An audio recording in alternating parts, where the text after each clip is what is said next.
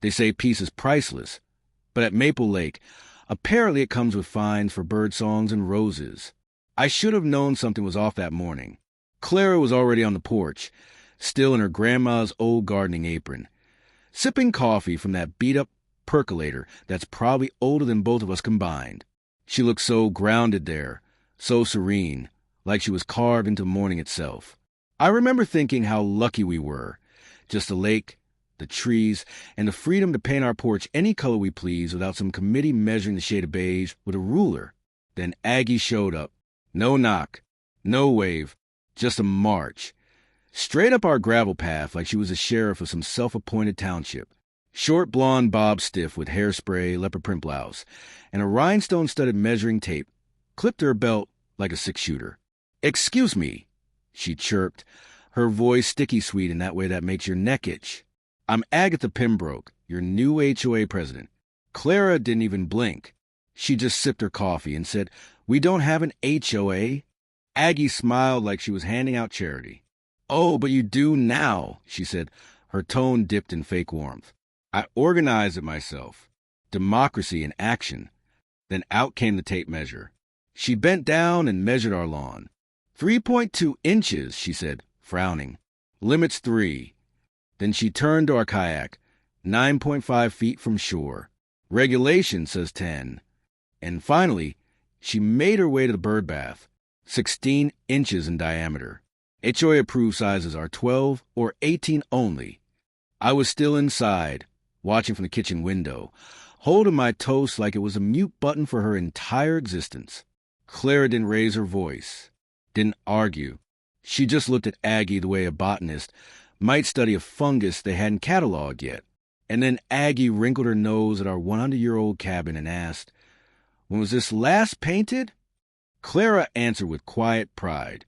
1989, my grandfather's final project. "Well, that's unacceptable," Aggie snapped, flipping through her papers like she was drafting a court order. "Current guidelines require repainting every 5 years using HOA-approved palettes." Then she pulled out a swatch book, 50 Shades of Beige. I didn't even know that many existed. But then she turned to the roses. "Now, let me tell you about these roses. Clara's great-grandmother planted them in 1924, the day the cabin was finished. They'd survived frost, drought, deer, and time itself. Clara always called them her inherited joy. But at Aggie, they exceed the 6-inch maximum height for decorative flora," she huffed, scribbling something fierce on her clipboard. Clara set her mug down, slow and deliberate, like she was placing a loaded pistol on a table. "Those roses stay," she said. Aggie's eyes narrowed. "Rules are rules, Miss Harlan, or should I say Miss Calvert?" She said Clara's maiden name like it was a curse word, and I swear to God, the temperature dropped a few degrees. That's when it clicked. This wasn't about HOA codes. This was personal. We found out later Aggie used to run a real estate development firm. Lost it all 5 years ago after getting exposed for fraud. The one who uncovered it? A certain assistant attorney general named Clara Calvert. So yeah, this wasn't about lawns. It was about vengeance, dressed in leopard print and armed with a clipboard.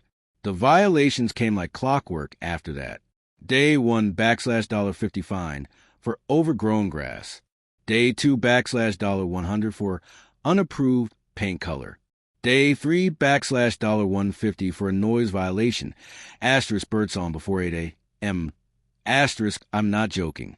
Birdsong.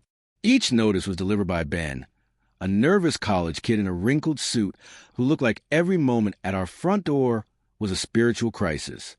By the time fines hit $800, Clara had labeled a manila folder evidence and started tracking every violation like a case file.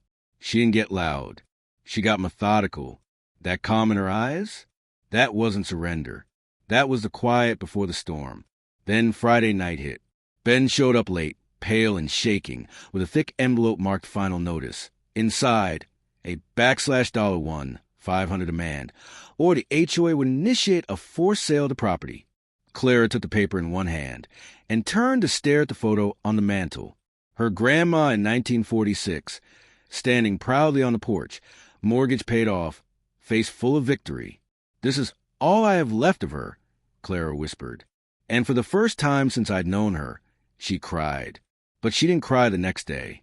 The next day, she moved. The living room became a command center.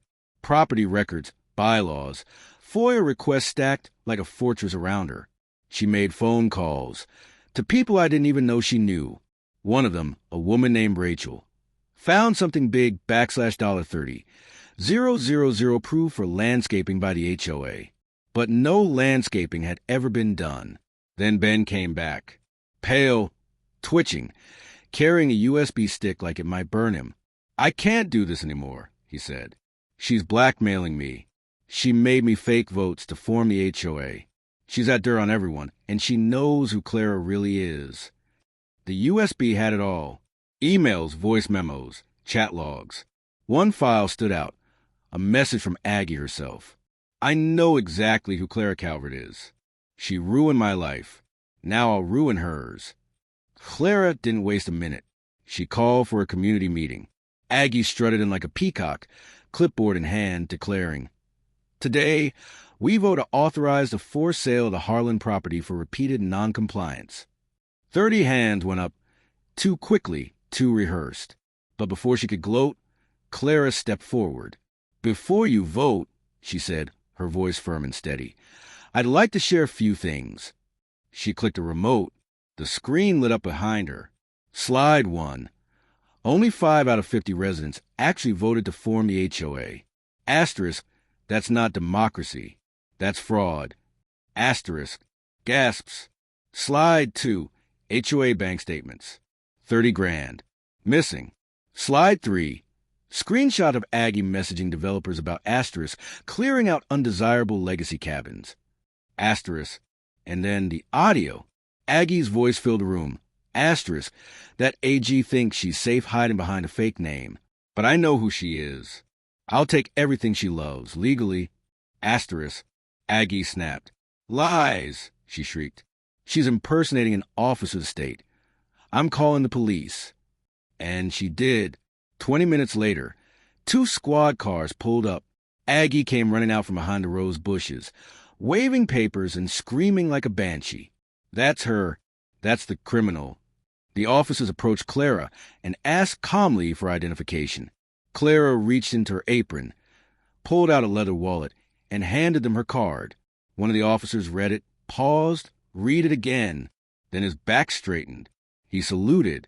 Ma'am, he said, Assistant Attorney General Calvert, we apologize.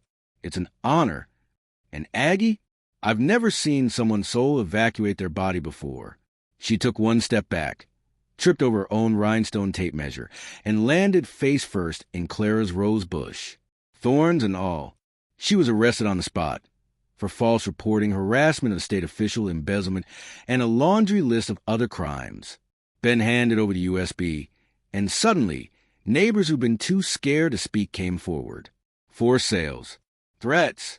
Fraud. Clara stood at the center of it all. Calm. Unshaken. A lighthouse in a hurricane. 6 months later, the cabin is still ours. The roses? Blooming like they've been blessed. We got a postcard last week from Riverside Heights. Aggie's new HOA. This time, her target is a retired Marine colonel. A man who's prosecuted more HOA fraud cases than most people have seen in a courtroom. Poetic, isn't it? So here's my question. If someone came for your home, your peace, your history, what would you do? Because Clara didn't fight with fists. She fought with facts, with grace, with the kind of strength that doesn't shout, but doesn't flinch either. Drop your story in the comments. And if you've ever had to face down a bully in a power suit and pearls, know this. You're not alone.